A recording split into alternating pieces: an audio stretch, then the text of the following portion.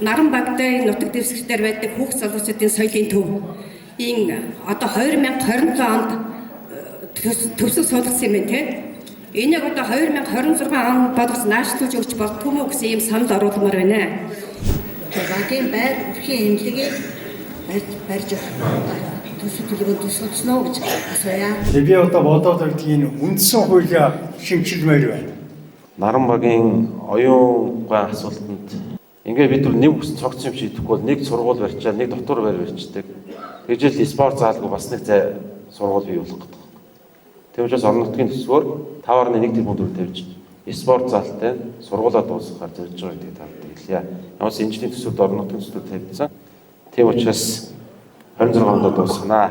Энэ 21 аймагаас анхудаага орон нутаг хувийн хвшлээр хасгаа судалгааны газар нээж байгаа юм.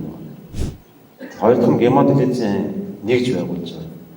Тамаа энэ дотоод бүсэн шинжилгээний төв дээр 5 аппарат байдаг.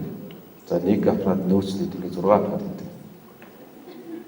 За энэ 5 аппаратанд нийт 35 хүн 7 хоногт 3-4 удаа эмчилгээ хийдэг. Нэг удаа хийхдээ 3-4 цаг хийх шаардлагатай байдаг. Сая давааж байгаа асуусан нөгөө халаалтын системийн хөнгөлөлтөй холбоотой Эрдэнэ дулааны станц давж байгаатай уулзаад хариулт өгчөөрэй.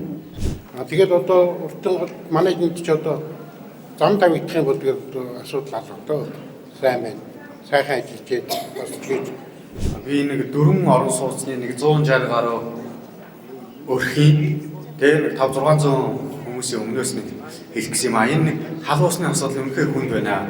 Эрдэнэ тусаасаа цаашаа явж чадахгүй байна. Энийг нэг даруйхан нэг шийдэж өгөөч.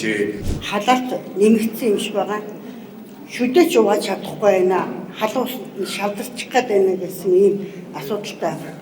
Одоо өвөл болохоор улам халаад ив гэдэг маань гадаа хасах одоо өнөөдөр гэхэд хасах 30 градус хүрсэн байна. Дулааны цахилгаан станцаас 130 градустай устай хамт хүйт усны маань турба нэг латгийн дотор нэг цовг дотор явхаар хүйт ус маань ялцчихгүй халаад байгаамаа.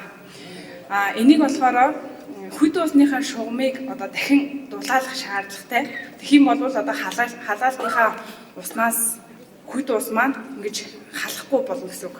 Тусгаарлалтыг илүү сайн хийж өгнө л гэсэн үг байхгүй юу. Тэгээд хэрэглэгч нар одоо ихсээд 24 цагийн турш одоо хүйт усаа байнгын одоо хэрэглээтэй болоод ирэхин цагт хүйт ус маань бас хөрөх боломжтой гэсэн үг. Хүйт усны маань хэрэглэгчийн тоо маань одоо байгаа хэрэглэгчийн тоо маань энэ шугам нь өөрөө олон хэрэглэгч хангана гэж одоо бүдүүн шугам татсан байдаг. Тэрэнд маань таарахгүй арай цөөхөн хэрэглэгч байгаа учраас шугамдаа латгийн дотроо илүү халаад байгаа гэсэн үг болж байгаа. Аршаантайгийн иргэн дүрхий гэх юм байна. Хоёрдугаарт манай Эрдэнэ тот маань одоо ингээд утаа өнөр их болоо Улаанбаатар шиг болох нь удахгүй.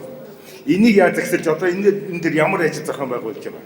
Энийг одооноос ихвэл яг Улаанбаатар шиг утгаан дунд амьдрах болох нь байна гэж хэлмээр байна.